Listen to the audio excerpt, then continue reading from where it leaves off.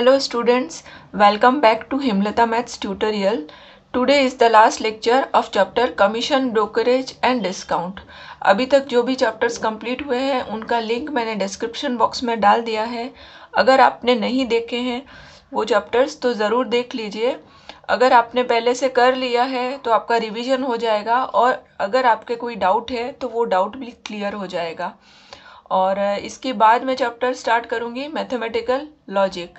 तो आप ज़रूर से चैनल सब्सक्राइब कर लीजिए अगर आपने अभी तक मेरा चैनल सब्सक्राइब नहीं किया है. So let's start. A certain sum due 3 months hence is 21/20 of the present worth. What is the rate of interest? तो इसमें sum due लिखा है is 21/20 times of the present worth and time is given 3 months. N is here 3 months. We have to find rate of interest. So sum due is given 21/20 times of the present worth and N is here given 3 months.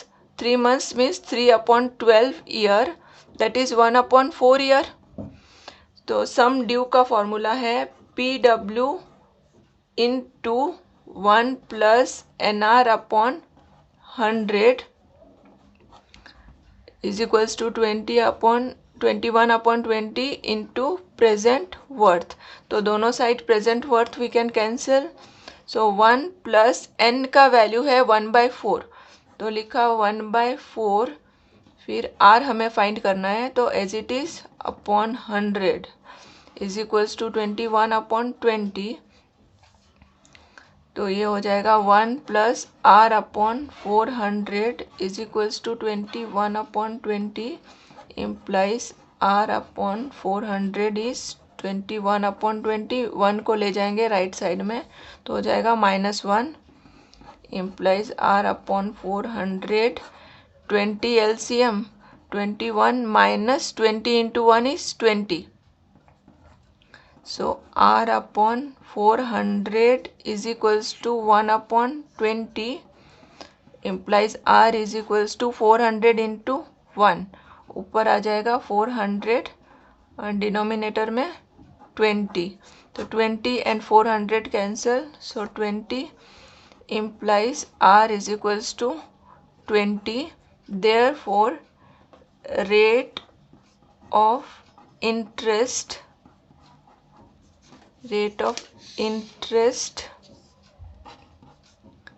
is 20%. Question number 15. A bill of a certain sum drawn on 28th February 2007 for 8 months was encashed on 26th March 2007 for rupees 10,992 at 14% per annum. Find the face value of the bill.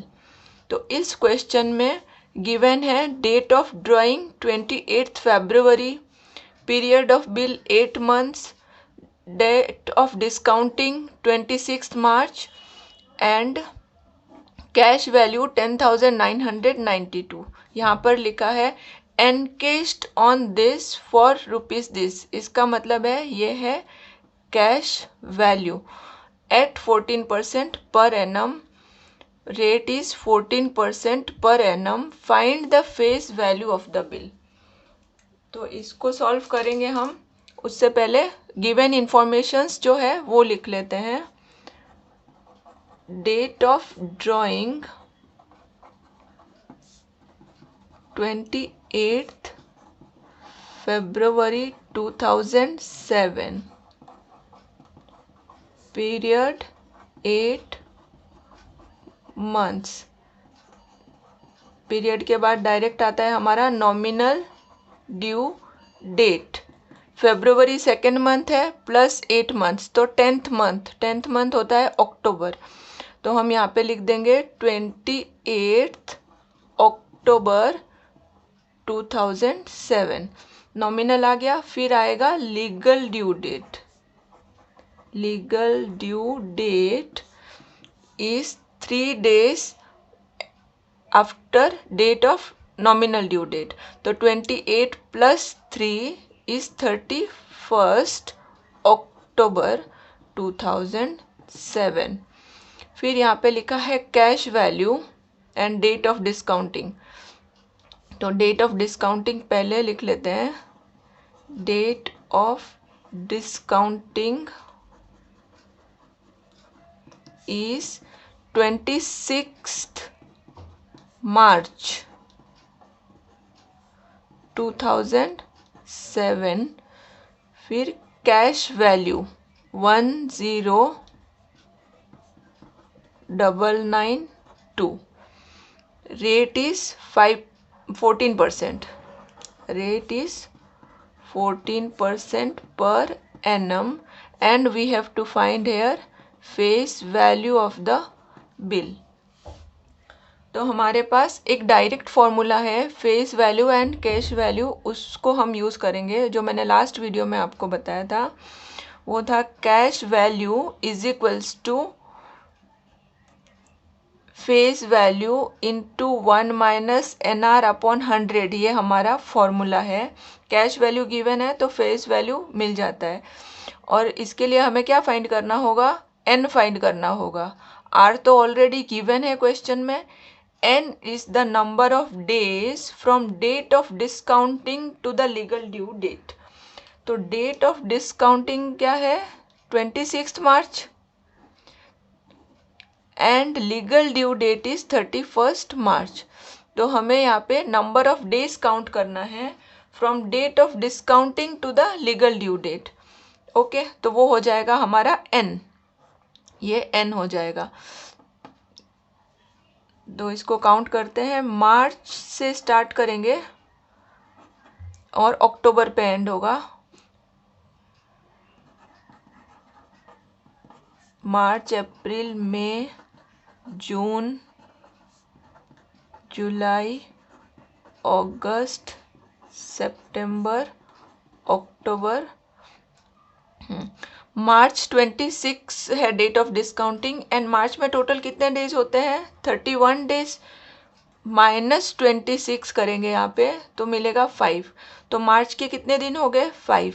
अप्रैल में होते हैं 30 days. मई 31 days का होता है. जून 30 days का होता है. जुलाई, अगस्त 31. फिर सितंबर होता है 30 डेज का. अब अक्टूबर 31 डेट है लीगल ड्यू डेट, तो यहाँ पे आ जाएगा 31. इन सब को हम टोटल करेंगे तो हमारा आएगा total number of days. Total number of days is equals to 1 2 3 4 plus 5 हो गया 9 एंड 3 है 7 टाइम्स. तो 3 इंटू 7 इज 21. तो 219 डेज. इसको ईयर में कन्वर्ट करेंगे तो हो जाएगा 219 upon 365 year. Therefore n is equals to, और ये जो दो फ्रैक्शन में दो नंबर है ना, ये 73 से ही मोस्टली कैंसिल होते हैं जो भी आपके सम्स है. तो सबसे पहले आप 73 से ट्राई कर लो. कैंसिल होता है तो ठीक है, नहीं तो फिर आप और नंबर से देखो जिससे रिड्यूस होता है. तो ये है 73 5 जा और ये है 73 3 जा. तो 3 अपॉन 5 हो गया n का वैल्यू. ये हमारा हो गया n. r गिवन है. r is 14%. तो यहाँ पे NR मिल गया. CV भी है तो हमें F भी मिल जाएगा face value easily. Now cash value is equals to face value into 1 minus NR upon 100. Cash value है 10992. फेस वैल्यू फाइंड करना है तो एज इट इज n का value 3 upon 5. r is 14 upon 100. 2 से कैंसिल किया 50, ये हो गया 7. 2 से रिड्यूस किया तो ये आ जाएगा फेस वैल्यू 5 इंटू 50 250 तो एलसीएम हो गया 250, 250 इंटू 1 इज 250 माइनस 3 इंटू 7 कितना होता है 21, implies 10992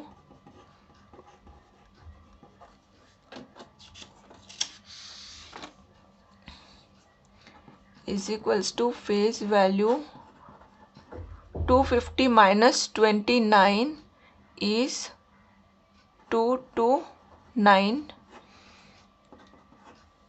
तो फेस वैल्यू क्रॉस मल्टीप्लाई हो जाएगा 10992 इंटू 250 और 229 डिनोमिनेटर में आ जाएगा।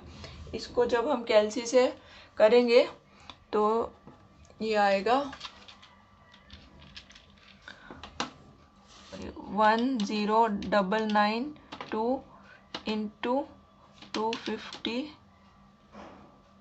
Divide by 229 is equals to 12,000। तो फेस वैल्यू हो गया 12,000। Therefore face value of the bill is ₹12,000। ठीक है, आंसर आ गया। उसके बाद आप देख लो कंपेयर करके कि फेस वैल्यू मेरा कैश वैल्यू से ज़्यादा है ना। हाँ, तो अप्रोक्सीमेशन हो गया कि आपका आंसर करेक्ट ही होगा। 12,000 है फेस वैल्यू और कैश वैल्यू है 10,000, तो ये ग्रेटर है फेस वैल्यू, मतलब ये करेक्ट होगा।